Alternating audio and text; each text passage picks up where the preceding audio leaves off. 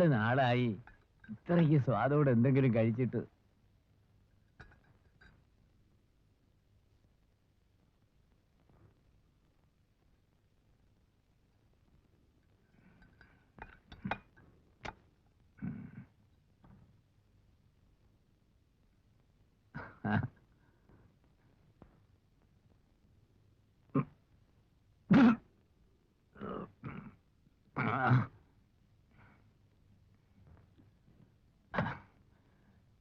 കൈപ്പുണ്യമുള്ളവർ വെച്ച് വിളമ്പിയാ വയററിയാതെ തിന്നു പോകുന്നു പറയുന്നത് ശരിയാ.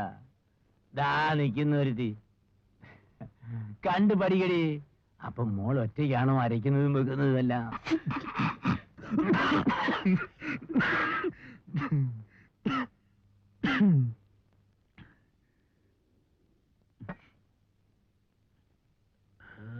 കഴിക്കടാ. അച്ഛൻ പറഞ്ഞ പോലെ കറിക്കെല്ലാം നല്ല രുചി. വയറ് ഫുള്ളായി. ഫുള്ളാകുമടാ മോളെ. അച്ഛൻ ഒരുപാട് കറികളൊന്നും വേണ്ട. ഇച്ചിരി ചുട്ടരിച്ച ചമ്മന്തിയും തൈരും കടുമാങ്ങയും ഉള്ളിത്തീയലും ഉണ്ടെങ്കിൽ സുഖമായി. മോക്ക് ഉള്ളിത്തീയൽ വെക്കാൻ അറിയാമോ? പട്ടണത്തിലങ്ങ് ഉള്ളിത്തീയലില്ലച്ചാ. പോടാ. ഞാൻ പറഞ്ഞുതരാം ചേച്ചി, എളുപ്പമാണ് ഉള്ളിത്തീയൽ ഉണ്ടാക്കാൻ.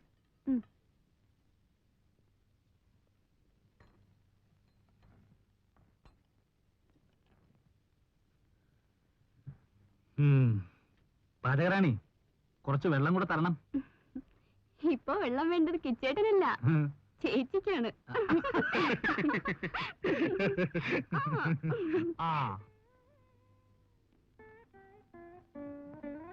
ഇപ്പൊ മീരയ്ക്ക്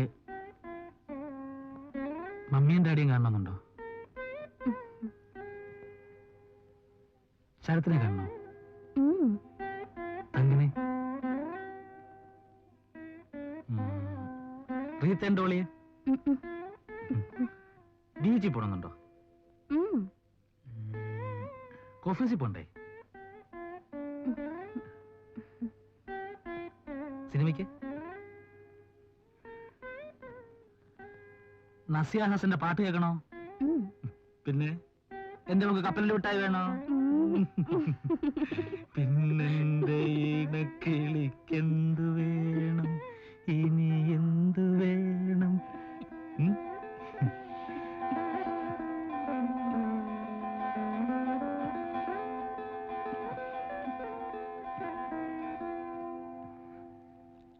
ഇന്നലെ രാത്രി നിങ്ങളുടെ മുറിയിൽ കളിയും ചിരിയും കേട്ടപ്പോ ഞാൻ ഉറങ്ങാതെ കിടക്കുകയായിരുന്നു. കിച്ചേട്ടൻ ഒരുപാട് കടങ്കഥ പറഞ്ഞു തന്നിട്ടുണ്ടാവില്ലേ?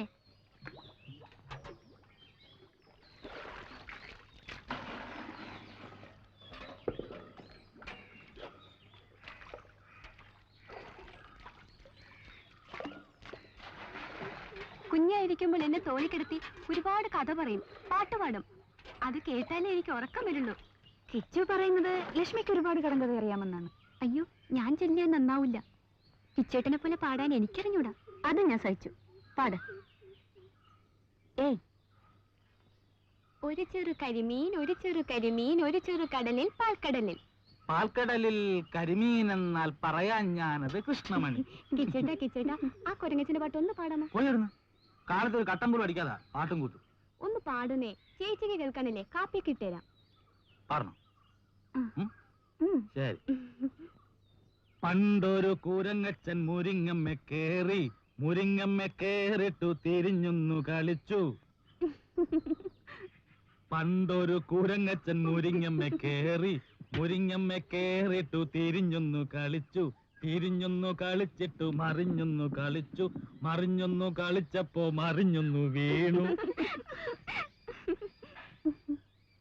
മറിഞ്ഞൊന്നു വീണിട്ട് തിരിഞ്ഞൊന്നു വീണു. തിരിഞ്ഞൊന്നു വീണപ്പോ മറിഞ്ഞൊന്ന് എണീറ്റിട്ട് വലമ്പൊക്കി വടക്കോടുമ്പോ തിരിഞ്ഞൊന്ന് നോക്കി ഇട്ടിളിച്ചൊന്ന് കാട്ടി. പെണ്ണും പെടകോഴിയായിട്ട് അവന്റെ കുട്ടികളെയും മാറിയില്ല. കള്ള കഴിവ്.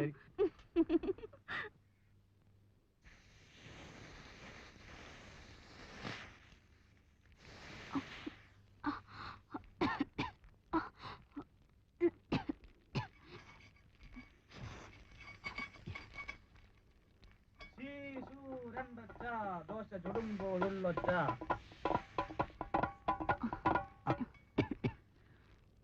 കീശാന്ന് പറഞ്ഞ് എത്ര നേരമായിട്ട് കാത്തിരിക്കുന്നു. ഇവിടെ പരിപാടി തുടങ്ങിയിട്ടേ ഉള്ളൂ. ഇങ്ങനെ സാമട്ട് നിന്നാലേ എന്റെ ബസ്സങ്ങ് പോകും. ചേച്ചി ഒന്ന് മാറിയേ, എന്നിട്ടാ കാപ്പി ചേർക്ക്, ഞാൻ ദോശ ഇടാം.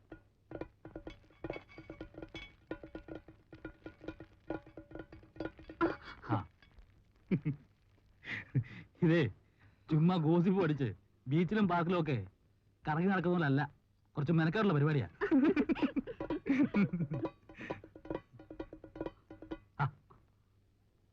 അതിനു മുമ്പ് പിണങ്ങിയോ? ഞാൻ ചുമ്മാ തമാശ പറഞ്ഞല്ലേ.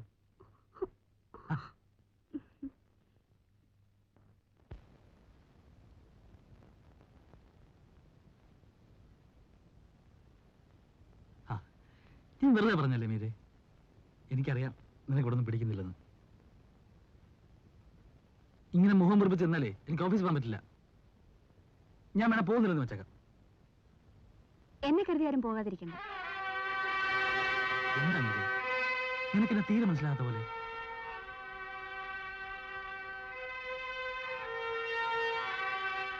ഞാൻ പരിഭവിച്ച് പറഞ്ഞതല്ല. കിച്ചു ഓഫീസിൽ പോകും. ഇങ്ങനെ പറഞ്ഞാൽ പറ്റില്ല, ചിരിച്ചുകൊണ്ട് പറയണം. ശരി, എന്റെ മോൻ ഓഫീസിൽ പോയി കൃത്യമായി ജോലി ചെയ്ത് ലേറ്റ് ആകാതെ തിരിച്ചു വന്നാ മതി.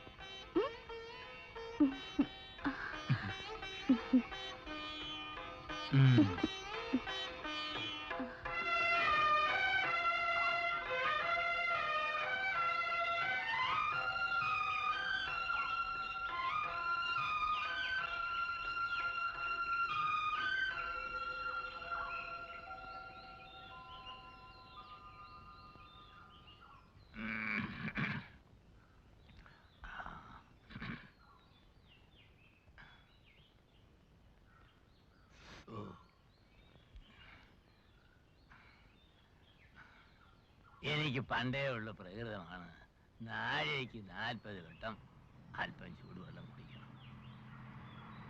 എപ്പോഴും വല്ലാത്ത പരവശം.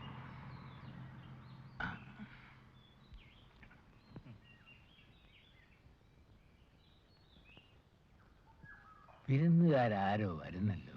അല്ല, ആരോ പരിചയക്കാരാണെന്ന് തോന്നുന്നല്ലോ. എന്തോന്നാ വെച്ചാ രാവിലെ ഇരുന്ന് ഉറക്കുന്നത്? ആ, സരസ്വതിയോ? അല്ല, ദാമോദരൻ പിള്ളയുണ്ടല്ലോ. എന്താ വരാത്ത വഴിയൊക്കെ? വരേണ്ട സമയത്ത് അറിയിച്ചിരുന്നെങ്കിൽ വരുമായിരുന്നു.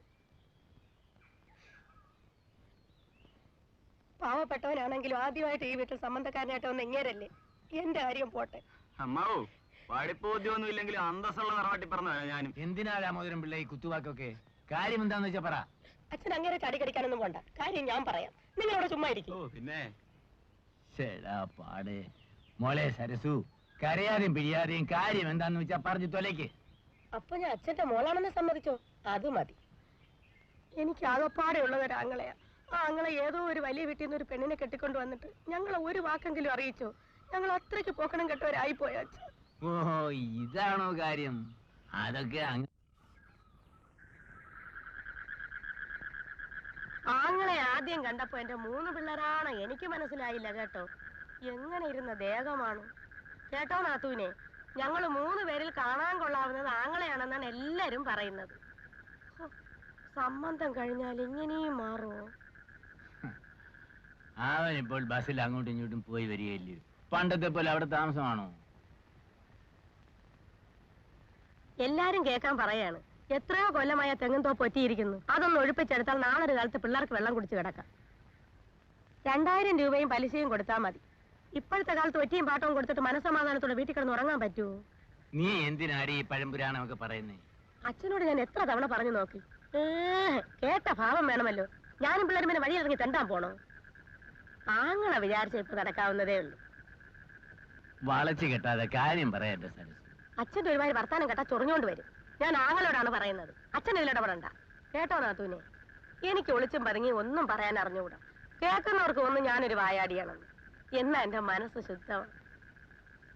ഞാൻ എന്ത് ചെയ്യണമെന്നൊന്ന് പറ ചേച്ചി. അങ്ങനെ ചോദിച്ചാ ആങ്ങളെ ഒറ്റ ഒഴിപ്പിച്ച് തരണം. ഇപ്പൊ മനസ്സ് വെച്ചാ നടക്കും.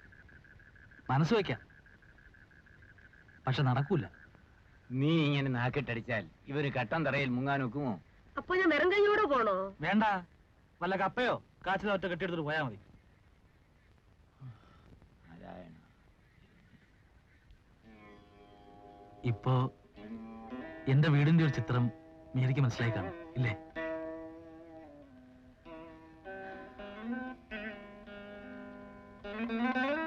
എന്റെ കയ്യിലുണ്ടായിരുന്നെങ്കിൽ ചേച്ചി ചോദിച്ച തുക കൊടുക്കാൻ എനിക്ക് സന്തോഷമേ ഉള്ളൂ.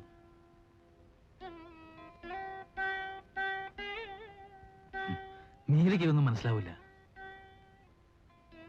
ഇല്ലായ്മ എന്തെന്നറിയാതെ. ദഹിച്ചു. എന്താ എന്താ അത്? എന്താ മേര്? എന്താ പറയാൻ വന്നത്?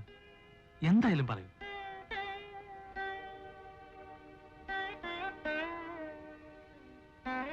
ഒന്നുമില്ല കിച്ചു.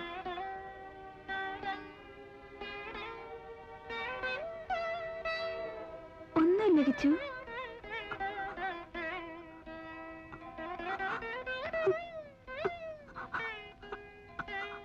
ഒന്നുമില്ല കിച്ചു.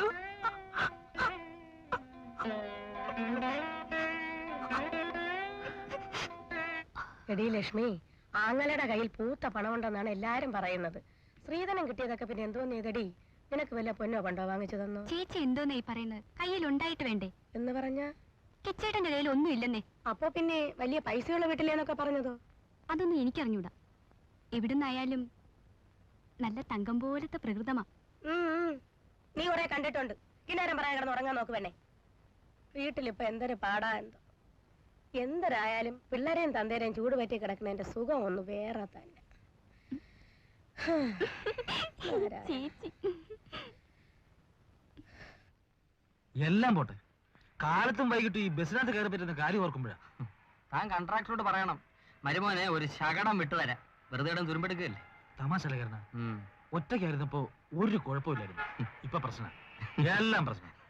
പെണ്ണ് കെട്ടിയോ ഏത് പൊണ്ണ തടിയനും. ലൈബ്രറിയിൽ ഒന്ന് കേറിയ കാലം മറന്നു. കാര്യങ്ങൾ ഇങ്ങനെയൊക്കെ ആണെങ്കിലും കലാപരിപാടികൾ മുറക്കി നടക്കുന്നുണ്ടല്ലോ. അല്ലേ? ബാക്കിയുള്ള കിടന്ന് പഠിക്കുമ്പോഴാണ് അവന്റെ ഒരു തമാശ.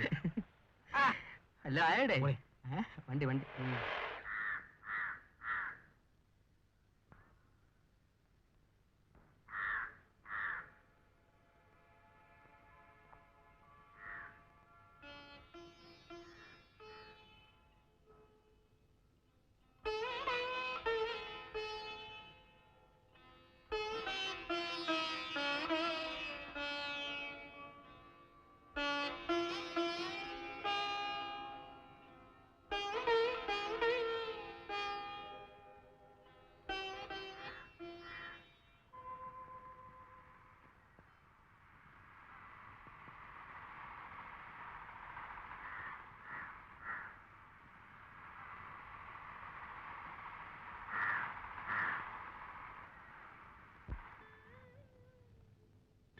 നിനക്കാകെ മടുത്തു കാണുമെന്ന് എനിക്കറിയാം.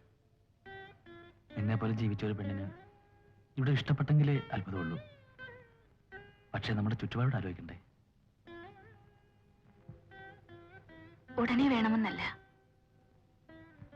എന്നാലും നമുക്കൊരു വീട് വേണ്ടേ? ഞാനും എന്റെ കിച്ചും മാത്രമുള്ളൊരു വീട്.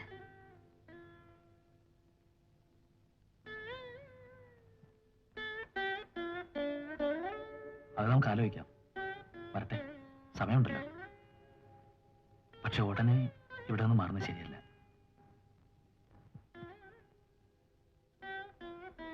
ഏയ്, അപ്പോഴും പിണങ്ങിയോ? നാളെ ഞാൻ ലീവ് എടുക്കാം. ഇന്ന് ടൗണിലേക്ക് ഒന്ന് കറങ്ങി സ്റ്റൈലും സിനിമയൊക്കെ കണ്ട് എക്സിബിഷൻ ഹാളിലൊക്കെ ഒന്ന് കയറി ഹാപ്പി ആയിട്ട്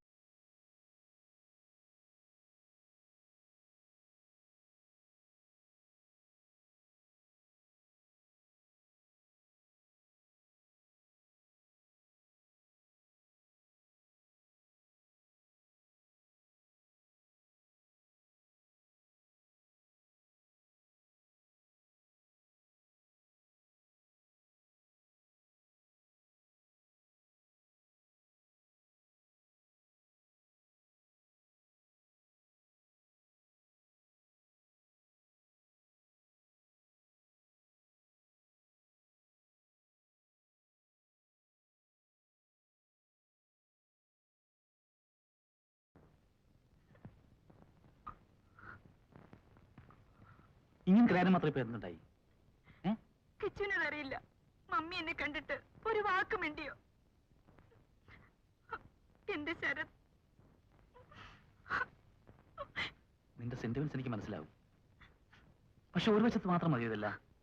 എന്നെ തനിയെ വിടൂ കിച്ചു, പ്ലീസ്.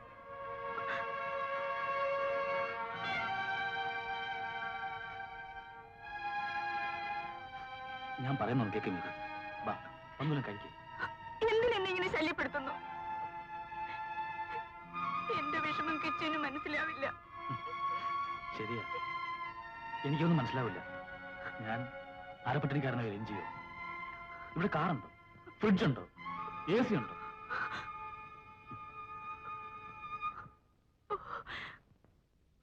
എന്നാ പിന്നെ വന്നപ്പം വീട്ടിൽ നിന്ന് 2 വേലക്കാരെ കൂടി കൊണ്ടു.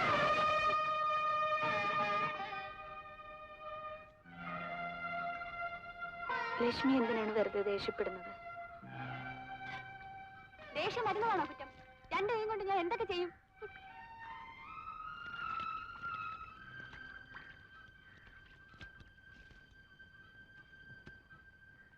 വേണ്ട വേണ്ട, ആരുടെ ഓശാരൊന്നും വേണ്ട. ഞങ്ങൾ പാവങ്ങളാണെങ്കിലും ജോലി ചെയ്ത് ശീലമുള്ളവരാ. തടി അനങ്ങാതെ സപ്രമഞ്ച കട്ടിൽ തന്നെ ഇരുന്നാ മതിയായിരുന്നല്ലോ. ഓ, പണക്കാരിയാണെന്ന പവറായിരിക്കും.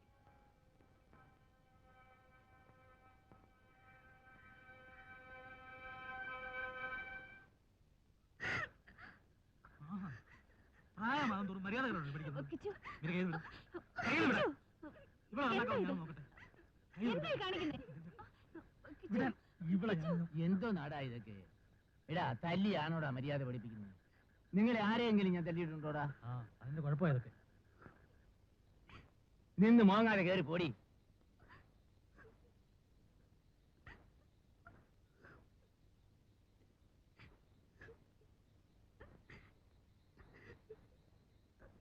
ലക്ഷ്മി, ലക്ഷ്മി.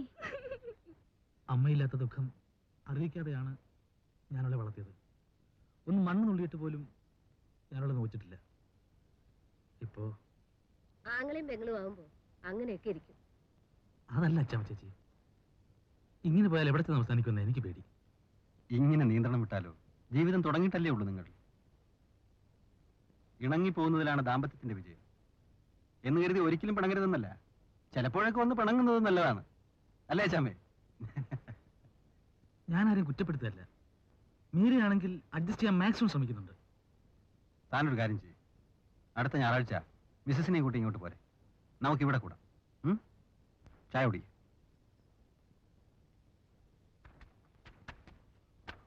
അങ്ങേതിലെ വാസന്തി ചോദിക്കുകയാണ് ഇന്നലെ ഇവിടെ എന്തോന്ന് വഴക്കെന്ന്. ഞാൻ പറഞ്ഞു ചട്ടിയും കലം ആവുമ്പോ തട്ടിയും മുട്ടിയൊക്കെ കിടക്കുമെന്ന്. ഇല്ലെങ്കിൽ അവർക്കെന്താ, നമുക്കില്ലാത്ത ദണ്ണം.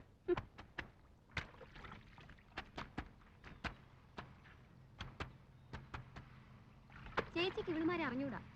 ആരും നന്നാവുന്നത് കണ്ടുവിടാത്ത കൂട്ടരാണ്. കുത്തി കുത്തി ഓരോന്ന് ചോദിക്കുന്നത് കേൾക്കുമ്പോ മുഖത്തിട്ടൊരു കുത്തു കൊടുക്കാൻ തോന്നും.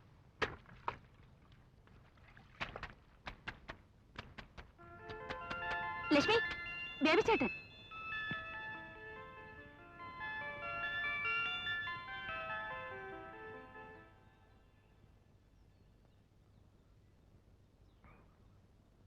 ഹായ് മീര. പെണ്ണെ, നീ ആളങ്ങ് മാറിപ്പോയല്ലോ. ബേബിച്ചേട്ടൻ എപ്പോ എത്തി? ഇന്ന് ഉച്ചയ്ക്ക് വീട്ടിലൊന്ന് കയറി ആന്റി അങ്കിളിനെയും കണ്ടിട്ട് നേരെ ഇങ്ങോട്ട് വിട്ടു.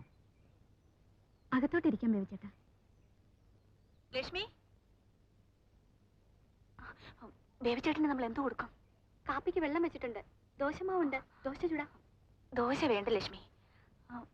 എന്നാ ഞാൻ കുട്ടപ്പന്റെ കടയിൽ പോയി വടയും വാഴയ്ക്കപ്പം വാങ്ങിക്കൊണ്ടുവരാം. അയ്യോ, അത് വേണ്ട. നല്ല ബിസ്ക്കറ്റ് കിട്ടുമോ? അയ്യേ, അത് ചീനിമാവ് കൊണ്ട് ഉണ്ടാക്കിയതായിരിക്കും. എന്നാ വേണ്ട. പഴം കിട്ടില്ലേ? ആ, പഴം കിട്ടും, അവനുണ്ട്. അത് രണ്ടും കൊടുക്കാം.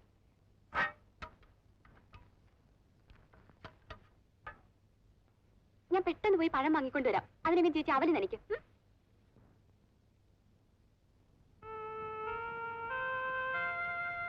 ഇത്ര വേഗം ഈ വീടുമായി നിനക്ക് ഇണങ്ങിപ്പോവാൻ കഴിയുമെന്ന് ഞാൻ കരുതിയില്ല. നിന്റെ കല്യാണക്കാരി പറഞ്ഞപ്പോ എന്റെ പേടി അതായിരുന്നു. സ്നേഹത്തിന് വേണ്ടി എല്ലാം ഇട്ടെറിഞ്ഞിട്ട് പോന്ന നിന്റെ ധീരത. വേണ്ട, ഇനി ഞാൻ എന്തേലും പറഞ്ഞാൽ അത് ഫോർമാലിറ്റി ആണെന്ന് തോന്നുന്നു. പിന്നെ നിനക്ക് സുഖമാണോ എന്ന അർത്ഥമില്ലാത്ത ചോദ്യം ഞാൻ ചോദിക്കുന്നില്ല. എനിക്ക് സുഖമാണ് ബേബിച്ചേട്ടാ. നിനക്ക് വീട്ടിൽ പോകണമെന്ന് തോന്നാറുണ്ടോ? അവിടെ ആരെ കാണാനല്ലേ? സ്നേഹിച്ചവന്റെ കൂടെ ഇറങ്ങിപ്പോയ മകളെ പോലീസിനെ വിട്ടുപിടിപ്പിച്ച് ഡാഡിയെ കാണാനും സ്വന്തം മകളുടെ മനോവികാരം അറിയാത്ത പൊങ്ങച്ചക്കാരി മമ്മിയെ കാണാനും. രണ്ടുപേർക്കും ശരിക്കും ഓരോ ഡോസ് കൊടുത്തിട്ടാണ് ഞാൻ പോകുന്നത്. വാചകത്തിലെല്ലാം വലിയ ആദർശം, കാര്യത്തോടടുക്കുമ്പോ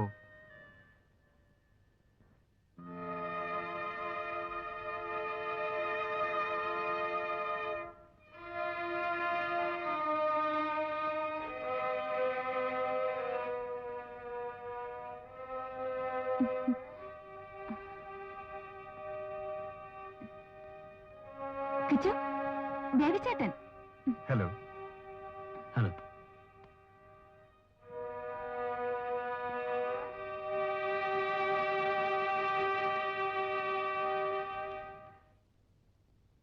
എത്ര പറഞ്ഞാലും കിച്ചുവിന് മനസ്സിലാവില്ലെന്ന് വന്നാൽ കഷ്ടമാണ് അല്ലേ? ബേബിച്ചേട്ടൻ എന്ത് വിചാരിക്കും? വലിയ കാര്യത്തിൽ നമ്മളെ കാണാൻ വന്നതാണ്. ഒന്നും വേണ്ട, അല്പം മാനേഴ്സ് കാട്ടിക്കൂടെ? ഈ പണക്കാരുടെ മാനേഴ്സ് ഒന്നും എനിക്കറിയില്ല. പണം പണം പണം ആർക്ക് വേണം കിച്ചു? മീരയ്ക്ക് നിസ്സാരമായിരിക്കും, പക്ഷെ എനിക്ക് വലുതാണ്. ദേ, എന്താ നിർത്തിക്കളഞ്ഞു? തുടങ്ങിയില്ലേ? പറ. മനുഷ്യനോട് മര്യാദയ്ക്ക് പെരുമാറാൻ എവിടെന്നെങ്കിലും പഠിക്കണോ? ഞാൻ എന്ത് ചെയ്തു പറ. ദേ, ഇങ്ങനെ കണ്ണടച്ചിരുട്ടാക്കരുത് കിച്ചു. എനിക്ക് ഇത്രയൊക്കെ പറ്റൂ. നിന്റെ ആൾക്കാരോട് പെരുമാറാൻ പുതിയ മാനേഴ്സ് ഒന്നും പഠിക്കാൻ എന്നെ കൊണ്ടുപോയി. നിന്റെ ബേബി ചേട്ടൻ എന്നെ പറ്റി എന്ത് ധരിച്ചാലും എനിക്കൊരു ചുക്കുമില്ല. മനസ്സിലായില്ലേ? ഞാൻ Stop it.